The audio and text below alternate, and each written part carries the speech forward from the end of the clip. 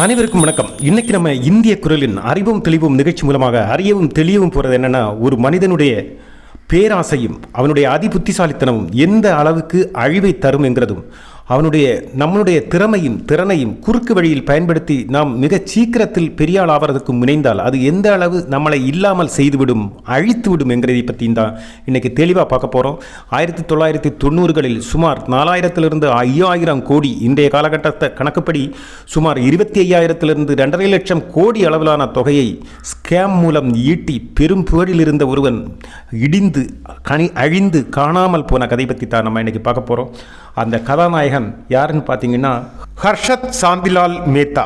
Stock மார்க்கெட்டில் முடிசூடா மன்னனாக திகழ்ந்த இவரை பற்றி தான் நம்ம பார்க்க போகிறோம். இப்போ இதை பற்றி தெலுங்கில் திரைப்படம் கூட வந்ததாக சொல்லப்படுறாங்க. வாங்க நமக்கு அதை பார்க்க போவோம். 1954 குஜராத்தில் பிறந்த ஹர்ஷத் சந்திரலால் மேத்தா ஒரு துணிக்கடைக்காரரோட பையனாக தான் பிறந்தார். சாதாரண மிடில் கிளாஸ் ஃபேமிலி, அதனால் பெரிய பொருளாதார வசதி இல்லை, ரொம்ப வறுமையும் இல்லை. அப்படி ஒரு சாதாரண ஃபேமிலி. படிக்கிறதுக்கு மிகப்பெரிய திறமையான ஆளுன்னு சொல்கிறதுக்கு இல்லை. விளையாட்டில் கிரிக்கெட் விளையாடுறதும் ஃபுட்பால் விளையாடுறதுமா படிப்பையும் அதையும் சார்ந்த ஒரு மிடில் கிளாஸ் ஸ்டடி லெவலில் உள்ள ஒரு மனிதர். ஸ்கூல் எஜுகேஷன் முடித்து குஜராத்திலிருந்து பாம்பே நகரத்திற்கு இவர் வண்டி ஏறுறாரு. அங்கே வண்டி ஏறி அங்கே வந்தவர் தான். அதுக்கப்புறம் அங்கே உள்ள சூழலும் வேலை வாய்ப்புகளுக்கான இதையெல்லாம் பார்க்கும்போது இவருக்கு ஏதாவது கல்லூரி படிப்பு நம்ம முடிச்சிருந்தா தான் நல்லது அப்படின்னு கல்லூரியில் சேர்ந்து படித்து 1976 பிகாம் கம்ப்ளீட் பண்ணி வெளியில் வர்றாரு. அதுக்கப்புறம் இவர் பல வகையான வியாபார ஸ்தாபனங்களில் வேலை பார்க்குறாரு. பல தரமான வேலைகளையும் இவர் செய்கிறாரு. அதில் டைமண்ட் விற்பனை செய்கிற நிலையங்களில் வேலை பார்த்துருக்காரு. அதுக்கப்புறம் சிமெண்ட் விற்பனை கம்பெனிகளில் வேலை பார்த்துருக்காரு. இப்படி பலதரப்பட்ட விற்பனை சம்பந்தமான அக்கௌண்ட் சம்பந்தமான பல கம்பெனிகளில் இதில் எல்லாம் வேலை பார்த்தாரு. இப்படி வேலை பார்த்துட்டு இருந்தவர் கடைசியில் ஒவ்வொரு வேலையாக மாறி நியூ இந்தியா இன்சூரன்ஸ் கம்பெனியில் வேலை கிடச்சி அங்கே இருந்து தான் அந்த வேலையில் பார்க்கும்போது இன்சூரன்ஸ் கம்பெனியில் உள்ளவங்க எல்லாம் என்ன பண்ணுறாங்க, அந்த பணத்தை அவங்க முதலீடு பண்ணுறாங்க, அப்படிப்பட்ட விஷயங்கள் எல்லாம் இவருக்கு கொஞ்சம் கொஞ்சமாக தெரிய வரும்போது ஸ்டாக் மார்க்கெட்டை பற்றியும் ஷேர் மார்க்கெட்டை பற்றியெல்லாம் இவருக்கு தெரிய வருது. அங்கேருந்து இந்த ஷேர் மார்க்கெட்டும் ஸ்டாக் மார்க்கெட்டெல்லாம் எப்படி இயங்குது, அதுக்கு எப்படி புரோக்கரேஜ் வேலைகள் எல்லாம் பண்ணுறாங்க அப்படின்னு பார்த்து எடுத்ததுக்கு அப்புறம் இவருக்கு ஒரு உந்துதல் வருது. ஆஹா, இதில் ஒரு நல்ல வாய்ப்பு கொட்டி கிடக்கு, நம்ம வேணாலும் சொந்தமாக இதுக்கு ஒரு நிறுவனம் மாதிரி ஒன்று ஆரம்பிக்கலாமே அப்படின்னு சொல்லிட்டு அங்கிருந்து அந்த வேலையை ரிசைன் பண்ணிட்டு வெளியே வர்றவர் ஒரு புரோக்கரேஜ் இவரை ஆரம்பிக்கிறார். அதானது சுமார் அவருடைய 30வது வயதில் 1984 குரோமோர் ரிசர்ச்சிங் அசட் மேனேஜ்மெண்ட் என்கிற ஒரு கம்பெனியை இவர் ஆரம்பித்து நடத்துகிறார். இது பாம்பேயில். இவர் கொஞ்சம் கொஞ்சமாக அந்த கம்பெனியில் மற்றவங்களுடைய காசையும் நம்பிக்கையும் பெற்று அவங்களுடைய காசையும் எடுத்து அந்த காசை முதலீடு பண்ணி அந்த முதலீடு பண்ணுறவங்களுக்கு அந்த ஒரு லாபத்தை கொடுக்குறாரு. இவர் அதிலிருந்து கொஞ்சம் லாபத்தை இவருக்கு எடுத்துக்கிறாரு. அப்படி இவர் பாம்பே ஸ்டாக் எக்ஸ்சேஞ்சு BSE என்கிற பாம்பே ஸ்டாக் எக்ஸ்சேஞ்சில் இவர் ஒரு முதலீட்டாளராக மாறுறாரு. இதுக்கு பொதுமக்களுடைய நம்பிக்கையை பெறுவதற்காக ஸ்டாக் மார்க்கெட்டில் நீங்கள் உங்களுடைய இவ்வளோ முதலீடு செஞ்சீங்கன்னா நான் இன்வெஸ்ட் பண்ணி அதிலிருந்து லாபம் ஈட்டி உங்களுக்கு தருவேன் அப்படிங்கிறாரு. இது அதுக்கு கமிஷனாக இவங்க ஒரு புரோக்கரேஜ் சார்ஜ் இவங்க எடுத்துக்கிட்டாங்க. அந்த காலகட்டத்தில் எல்லாம் இன்றைக்கி இருக்கிற மாதிரியெல்லாம் ஸ்டாக் மார்க்கெட்டில் நீங்கள் மொபைல்லையோ இல்லைனா இதுலையோ நேரடியாக எல்லாம் போய் சீக்கிரம் பண்ண முடியாது. ஏதாவது ஒரு புரோக்கரேஜ் மூலமாகத்தான் பண்ண முடியும். அதே மாதிரி நீங்கள் ஒரு நிறுவனத்தோட ஸ்டாக் வாங்கினாலும் நேரடியாக போயெல்லாம் இன்றைக்கி இருக்கிற மாதிரி மொபைலில் ஃபிங்கர் டிப்பில் எல்லாம் வாங்க முடியாது. அன்னைக்கு நீங்கள் அதற்கான சில ஏஜென்சிகள் இதெல்லாம் இருப்பாங்க. அங்கெல்லாம் போய் தான் நீங்கள் வாங்கி ஸ்டாக் இதெல்லாம் வைக்க முடியும். அதே மாதிரி தான் விற்கவும் முடியும். அப்படிப்பட்ட ஒரு சூழ்நிலையில் இருந்த காலகட்டங்கிறதுனால இது பெரிய பெரிய பணக்காரங்களெல்லாம் இது ஒரு முதலீடாக, அதாவது சைடில் நிறைய பிஸ்னஸ் அப்படி இப்படின்னு ரொட்டேட் ஆகிட்டு இருக்கிறவங்க எல்லாம் சைடில் ஒரு சின்ன அமௌண்ட் எடுத்து இதில் போட்டு விடுவாங்க. இதில் ஒரு 10,000 ரூபா போட்டு விட்டோம்னா 6 மாதம் 1 வருஷம் 2 வருஷத்தில் இதில் இது கடைசியில் 10,000 பார்த்தோன்னா ஒரு 15,000 20,000 இருக்கும். அதை எடுப்பாங்க. அதில் ஒரு 10,000 ரூபா போட்டுட்டு அதில் இருக்கிற லாபம் கிடைச்ச 10,000 எடுப்பாங்க. இப்போ அதனால் பிஸ்னஸ் மேன்களுக்கெல்லாம் இது ஒரு சௌகரியமாக இருந்தது. ஹர்ஷத் மேத்தா இதை பயன்படுத்திக்கிட்டு இருந்தார். இப்படி இதன் மூலமாக பிஸ்னஸ் மேன்கள்ட்டெல்லாம் இவருக்கு ஒரு நல்ல பேர் கிடைச்சிது, ஒரு பெரிய நெட்வொர்க் கிடைச்சிது. நிறைய நல்ல பெரிய பெரிய வசதியான ஆளுங்களுடைய காண்டாக்ட் இவங்களுக்கு ஒரு கட்டமைச்சு கொண்டு வர முடிஞ்சுது. அதனால் இப்போ மும்பை நகரத்தில் உள்ள பெரிய பெரிய பிஸ்னஸ் மேன்கள் அவங்களுடைய ஒரு குறிப்பிட்ட சதவீத ஒரு சின்ன தொகைகளாக முதல்ல வாங்கி பிறகு அவங்க இதை நம்பி அதிலிருந்து வர லாபத்தை பார்த்து அதிகமாக கொடுத்து ஒரு பெரிய நம்பிக்கை பெற்றது மட்டும் இல்லாமல் பெரிய ஒரு காண்டாக்டும் இன்ஃப்ளூயன்ஸும் எல்லாம் ஆகி பெரிய லெவலில் எல்லாரும் அறியப்படுற ஒரு புரோக்கரேஜ் லெவலில் உள்ள ஒரு கம்பெனியாக அவருக்கு வளர்த்து கொண்டு வர முடிஞ்சுதுங்கிறது தான் ஒரு 2 வருஷத்துக்குள்ளே அதை சாத்தியப்படுத்தினாருங்கிறதும் குறிப்பிடத்தக்கது. ஆனால் சீக்கிரம் பணக்காரன் ஆகணும், இன்னும் நம்ம இப்படியே இதை செஞ்சுட்டு இருந்தால் பத்தாது. இவருடைய திறமை அடிப்படையில் இவர் கொஞ்சம் வளர்ந்துட்டு தான் இருந்தார். சீக்கிரம் பல ஆயிரக்கணக்கான கோடிகள் சம்பாதிக்கணும், அதற்கான வழியை கண்டுபிடிக்கணும் அப்படின்னு சொல்லிட்டு இவர் யோசிக்க இவருடைய மனசுக்குள்ளே இருக்குது, ஸ்டாக் மார்க்கெட்டை ஏன் நம்ம விலை நிர்ணயம் பண்ணுற மாதிரி கொண்டு வரக்கூடாது. இப்போ ஒரு கம்பெனியில் வந்து ஒரு ஸ்டாக், ஒரு நிறுவனத்தோட ஸ்டாக் வந்து 100 ரூபாய்க்கு ஸ்டாக் மார்க்கெட்டில் விற்கிறாங்கன்னா நம்ம ஏன் அதோட விலையை கூட்டவோ குறைக்கவோ பண்ணுற மாதிரி வரக்கூடாது. 80 ரூபாய்க்கு விற்கவோ 120 ரூபாய்க்கு விற்கவோ ஏன் பண்ணக்கூடாது அப்படின்னு ஒரு திங்கிங், அப்படி ஒரு தாட் இவருக்கு வரவும் அதுக்கான முயற்சியில் இவர் யோசித்து பார்க்கும்போது இந்த விலையை வந்து கிரேஜுவலாக கூட்டி அப்படி ஒரு இமேஜினேஷனை, ஒரு பொள்ளைத்தனத்தை உருவாக்குறதுக்கு உருவாக்குனா இது சாத்தியம் அப்படின்னு நினைக்கிறார். அதாவது எப்படின்னா, இப்போ 20 ரூபாய்க்கு ஒரு ஸ்டாக் இருக்குதுன்னா, இல்லைன்னா ஒரு 50 ரூபாய்க்கு ஒரு ஸ்டாக் இருக்குதுன்னா, இந்த 50 ரூபாய் நம்மளே இன்னைக்கு 55 ரூபாய்க்கு வாங்குகிறோம், நாளைக்கு 65 ரூபாய்க்கு வாங்குகிறோம், நாளைக்கு 75 ரூபாய்க்கு வாங்குகிறோம். இது 1000 ஸ்டாக்கு, 5000 ஸ்டாக்கு, 10000 ஸ்டாக்குன்னு நிறைய வாங்காமல் கொஞ்சம் கொஞ்சமாக நாளைக்குன்னு நம்மளே விலையை கூட்டி வச்சு வாங்குகிறோம். அதோட விலை 50 ரூபா தான். ஆனால் நம்மளே 65 ரூபாய்க்கு வாங்குகிறோம், 75 ரூபாய்க்கு வாங்குகிறோம், 90 ரூபாய்க்கு வாங்குகிறோம். இப்படியே ஏற்றி கொண்டு போகிறாங்கன்னா, அப்படியே கொண்டு போயிட்டு இந்த ஸ்டாக்கை வந்து ஒரு 5000 ரூபாய்.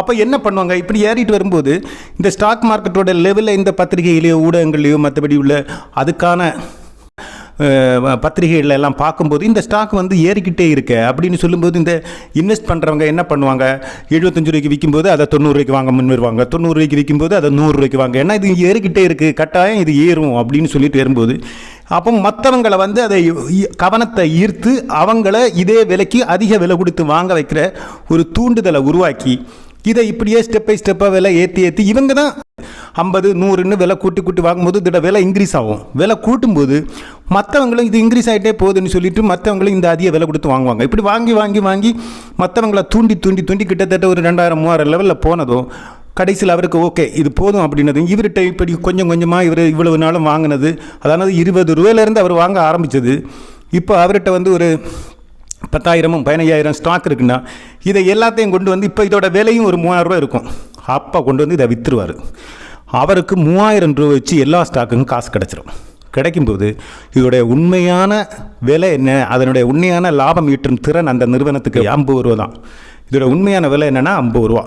அப்போ 50 ரூபாய்க்குள்ள ஸ்டாக்கை இவர் பொள்ளையாக கூட்டி கொண்டு போய் அங்கே கொண்டு வச்சு அப்ராணிகளை எல்லாம் இதில் உள்ள இழுத்து வளர்கிற ஸ்டாக்குன்னு எல்லோரும் இன்வெஸ்ட் பண்ண வச்சு அதையெல்லாம் மொத்தமாக இவர் வாங்கினதெல்லாம் வந்து விற்றுட்டு அந்த பணத்தை மொத்தமாக எடுத்து பாக்கெட்டில் போட்டுட்டு இவர் போயிடுவார். அதாவது இவர் வந்து வாங்கி வச்சிருக்கிற 10,000 ஸ்டாக்குக்கு இவரே 50 ரூபாயிலிருந்து வாங்க ஆரம்பிக்கும் போது குறைந்தபட்ச ஒரு ஸ்டாக்கில் சராசரி கணக்கு பார்த்தா 2,000-2,500 ரூபா இவர் சம்பாதிச்சிருப்பார். அப்படி இவர் எந்த அளவுக்கு சம்பாதிச்சிருப்பார் அப்படின்னு உங்கள் கணக்குக்கே நீங்கள் உங்கள் ஊகத்துக்கே விட்டுறான். அப்படி இவர் ஒரு நிறுவனத்தோட இல்லை, இப்படி பல நிறுவனத்தோட காசை இவர் சம்பாதிச்சார். ஆமாம், இப்படியெல்லாம் பண்ணணும்னா ஒரு சாதாரண விஷயமா உங்களை மாதிரி என்ன மாதிரி எல்லாம் ஆளுங்களெல்லாம் இது முடியுமா? ஏன்னா இது வந்து கொஞ்சம் கொஞ்சமாக எல்லாம் வாங்கினா வந்து யாரும் அப்படி எல்லாம் இப்படி விலையை கூட்ட முடியாது. நீங்கள் கொஞ்சம் போய் இவ்வளோ விலை கூட்டி விற்றீங்கன்னா உடனே அதோட ஸ்டாக் ஏறாது. அதாவது இது வந்து ஆயிரக்கணக்கான ஸ்டாக்குகளை வந்து வாங்கினா தான் அதோட விலையை இப்படி கூட்ட முடியும். அப்படி ஆயிரக்கணக்கான ஸ்டாக்களை வாங்கணும்னா இப்போ 100 ரூபாய்க்குள்ள ஒரு ஆயிரக்கணக்கான ஸ்டாக்களை வாங்கினோம்னா லட்சக்கணக்கில் கோடிக்கணக்கில் நமக்கு ரூபாய் இருக்கணும். அப்போ ரூபாய் இருந்தால் தான் இப்படி இன்னைக்கு வாங்கியாச்சு நாளைக்கு வாங்கியாச்சு அப்படி வாங்கி அதை வாங்குறதும் கொஞ்சம் விற்கிற அப்படி இப்படின்னு லைட்டாக அப்படி விலையை கூட்டி கொண்டு போக முடியணும்னா பெருந்தொகை தேவை. இது வந்து ஒரு சாதாரண காரணால எல்லாம் முடியாது. அப்படி இருக்கும்போது ஹர்ஷத் மேத்தாவாலையும் அந்த சமயத்தில் கொஞ்சம் பணம் எல்லாம் இவர் ஸ்டாக் மார்க்கெட்டில் அப்படி இப்படின்னு எல்லாம் சம்பாதிச்சாலும் அந்த அளவுக்கெல்லாம் அவர்கிட்ட காசும் கிடையாது. அப்போ இவர் யோசிக்கிறாரு, எதுக்கு என்ன வழி, அப்படி பண்ண முடியும் அப்படின்னு அவர் நினைக்கிறாரு. அப்படி தான் அவர் பிற்காலத்தில் பண்ணவும் செஞ்சார். ஆனால் அதுக்கான பணம் இவருக்கு எங்கேருந்து வந்துச்சு அப்படின்னு பார்த்தீங்கன்னா இவர் வந்து யோசிக்கிறார் என்ன பண்ணலான்னா. அப்போ தான் அவருக்கு ஒரு வங்கிகளின் சேனிங்கில் வங்கிகள்கிட்ட இருக்கிற ஒரு பிரச்சனை இவருக்கு, ஒரு விரிசல், அதுக்குள்ளே இருக்கிற ஒரு இடைவெளி இவருக்கு தெரியுது. அதாவது ஒரு லூப் கோல் இவருக்கு தெரியுது. அந்த லூப் கோலுக்கு இவர் வந்து பயன்படுத்த முடிகிறார். அதாவது முன்னுக்கு எப்படி இருந்துச்சுன்னா வங்கிகளுக்கெல்லாம் வந்து ஸ்டாக் மார்க்கெட்டில் நேரடியாக முதலீடு செய்கிறதுங்கிறது வந்து அவ்வளோ இயலாத விஷயம். அப்போ வங்கிகள் எல்லாம் வந்து இந்த முதலீடு செய்யணும் அப்படி இப்படின்னு எல்லாம் பண்ணுறது மேக்ஸிமம் அதிகமாக இது பண்ணுறது அப்படின்லாம் சொன்னீங்கன்னா பாண்டுகள் வாங்கி வைக்கிறது தங்கத்தோட, இல்லைன்னா அரசு வெளியிடுகிற பாண்டுகள் எல்லாம் இது வாங்குறது. இந்த அரசு வெளியிடுகிற பாண்டுகள் அப்படின்னா என்னன்னு கேட்டிங்கன்னா அரசுக்கு சில பொருளாதார சிக்கல்களும் பிரச்சனைகள் எல்லாம் வரும்போது அரசு என்ன பண்ணும் அப்படின்னா வெளிநாடுகளில் இருந்து இப்போல்லாம் நம்ம கடன் வாங்குறத பற்றி கேள்விப்பட்டிருக்கோம். ஜப்பானில் இருந்து வாங்குறோம், ஐநாவில் இருந்து வாங்குறோம், யூஎன்ல இருந்து வாங்குறோம். அன்னைக்கு காலகட்டத்தில் அந்த பட்ஜெட்டில் சில சமயங்களில் சின்ன அமௌண்ட்டுகள் எல்லாம் சமாளிக்கிறதுக்காக என்ன அரசு செய்யும் அப்படின்னா இந்த பாண்டுகளை வெளியிடும். இந்த பாண்டுகளை வெளியிடும் போது இந்த பாண்டுகளை வந்து சாதாரண கடங்க நம்ம எல்லாம் வாங்கி வச்சிங்கன்னா அந்த பாண்டுக்கு ஒரு குறிப்பிட்ட அளவு வட்டி ஏறிக்கிட்டே இருக்கும். பிற்காலத்தில் அந்த பாண்டை விற்கும்போது இந்த வட்டியோடு சேர்த்து இந்த வாங்கி வச்சிருக்கிறவங்களுக்கு ஒரு நல்ல இன்வெஸ்ட்மெண்ட் இதாக இருக்கும். அதனால் அரசு விற்கிறதுனால மக்களை நம்பி வாங்குவாங்க. இந்த பாண்டுகளை வந்து வங்கிகள் வந்து மொத்தமாக வாங்கும். மட்டும் இல்லை, ஒரு பர்டிகுலர் குவான்டிட்டி அந்த வங்கியோடைய கேப்பபிலிட்டியை பொறுத்து இவ்வளவு கெப்பாசிட்டி உள்ள ஒரு வங்கி இவ்வளவு பாண்டுகளையாவது அரசிடமிருந்து இது வாங்கணும் அப்படின்னு சொல்லிட்டு ஒரு நிர்பந்தம் இருக்கும். ஏன்னா வங்கிகளுடைய அந்த காசு வந்து அரசுக்கு உதவுறதுக்கு, நீங்கள் வட்டிக்கு எங்களுக்கு தரணுங்கிறது மறைமுகமாக சொல்கிறது தான். அந்த பாண்டுகளை நீங்கள் வாங்கணும் அப்படின்னு கட்டாயப்படுத்துவாங்க. அப்படி கட்டாயப்படுத்துறதுனால என்ன ஆகும், வங்கிகள் எல்லாம் வாங்கும். அப்போ வாங்கும்போது என்ன ஆகுனா, ஒரு வங்கிகிட்ட நிறைய பாண்டுகள் சம்டைமில் இருக்கும், ஒரு வங்கிகிட்ட கொஞ்சம் கம்மியாக இருக்கும். அப்போ என்ன பண்ணுவாங்க, அதிகமாக இருக்கிற வங்கிகள்கிட்ட இருந்து இந்த கம்மியாக இருக்கிற வங்கிகள் வாங்குறதுக்கும், இல்லைனா இந்த கம்மியாக இருக்கிற வங்கிகள் அதிகமாக இருக்கிற வங்கிகள்கிட்ட இருந்து எடுக்கிறதுக்கு எல்லாத்துக்குமே இவங்க நேரடியாக பண்ணாமல் அதுக்கிடையில் ஒரு புரோக்கரை பயன்படுத்தி தான் இதை பண்ணிட்டு இருந்தாங்க. இந்த அப்போது இதில் ஒரு புரோக்கரை அப்படி பல நிறுவனங்கள், சின்ன சின்ன நிறுவனங்கள் எல்லாம் உருப்படியாக அப்படி பண்ணிட்டு இருந்தது. இவங்கள்ட்ட இருந்து வாங்குறது, அவங்களுக்கு கொடுக்கறது, அந்த வங்கி கொடுக்குற காசை வாங்கி இந்த வங்கிக்கு கொடுக்குறது, இந்த வங்கிட்ட இருந்து காசை வாங்கி அங்கே கொடுக்குறது அப்படின்னலாம் இவங்க டிரான்சாக்ஷன் எல்லாம் கரெக்டாக பண்ணி அப்படி சில புரோக்கரேஜ் கம்பெனிகள் எல்லாம் நிறைய இருந்துச்சு அந்த காலகட்டத்தில் இந்த செய்முறையை செய்கிறதுக்கு. அந்த இடத்துல ஹர்ஷத் மேத்தா அப்படி ஒரு ஹர்ஷத் மேத்தாவோட நிறுவனம் இதே மாதிரி ஒரு புரோக்கரேஜ் பண்ணுறதுக்காக 2 வங்கிகளுக்கு இடையில் புரோக்கரேஜராக போகிறாரு. போகும்போது என்ன பண்ணுறாரு, இதே மாதிரி அங்கேருந்து வாங்குறது, அங்கேருந்து வாங்கி இங்கே விற்கிறது. அங்கேருந்து வாங்குறதுக்கு இந்த வங்கியிலேருந்து காசு கொடுப்பாங்க, இந்த காசை வாங்கி அந்த வங்கியில் கொடுப்பாரு, கொடுத்துட்டு அங்கேருந்து ஷேர் போண்டை வாங்கி இந்த வங்கிக்கு கொடுப்பாரு.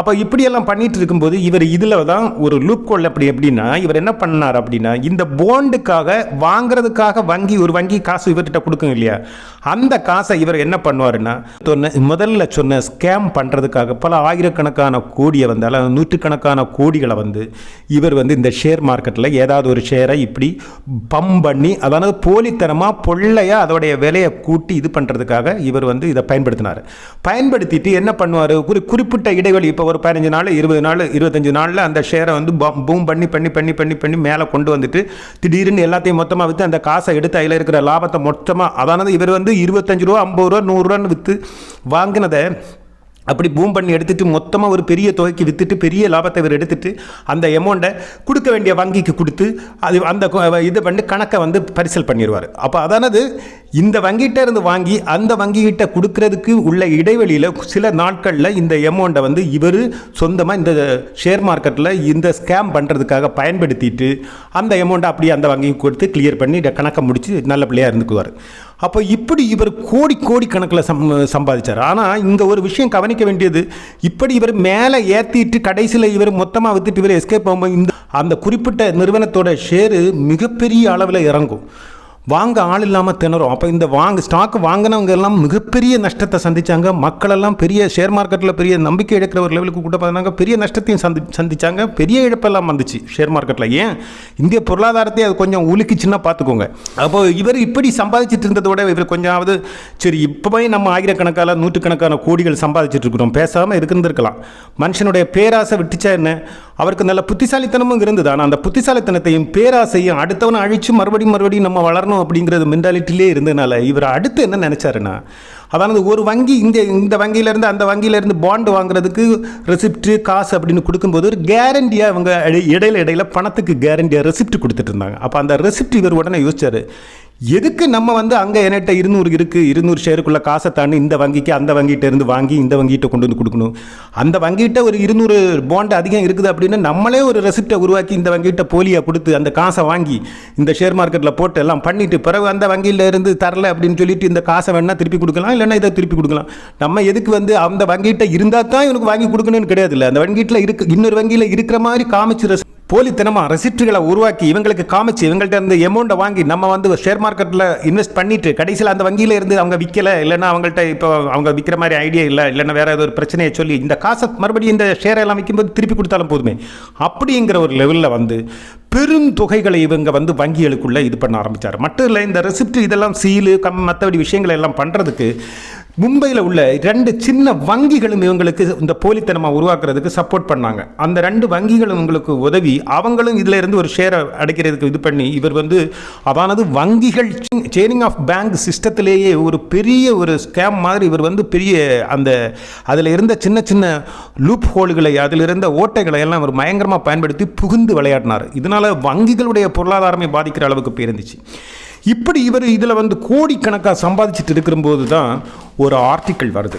தன்னுடைய சுயநலத்திற்காக ஒரு நாட்டுடைய பொருளாதாரத்தையே நம்ம சீர்குலைக்கிற அளவுக்கு போயிட்டு இருக்கிறவங்க கூட கொஞ்சம் கூட நினைப்பு இல்லாமல் பல ஆயிரக்கணக்கான கோடிகளை ஒன்றுமே செய்யாமல் தன்னுடைய மூளையை பயன்படுத்தி குறுக்கு வழியில் பயங்கரமாக ஈட்டிகிட்டு இருந்தார். அது தன்னுடைய திறமை என்ன நம்பினார், பயங்கரமாக விளையாடிட்டு இருந்தார். ஆனால் இவருடைய இந்த அசுர வளர்ச்சி முதல்ல எல்லாம் இவங்களை வந்து புகழ்ந்து பாராட்டின ஷேர் மார்க்கெட்டில் முடிசூடா மன்னன், ஷேர் மார்க்கெட்டுடைய அமிதாப் பச்சன் அப்படின்னு எல்லாம் பெருமை பேசிகிட்டு இருந்த பத்திரிகைகள் எல்லாமே இப்போ பெரிய சந்தேகத்தோட பார்க்க ஆரம்பிச்சு. ஏன்னா இவருடைய ப்ராப்பர்ட்டி எல்லாம் குடிக்கிட்டே இருக்குது, அங்கங்கே அவர் சொத்து வாங்கி குவிக்கிறாரு. இவருக்கு ஒரு பெரிய கார் வகைகளே, நிறைய கார்களே இவருடைய இது வந்து ஆஃபீஸ் எல்லாம் பெருசாக இருக்குது.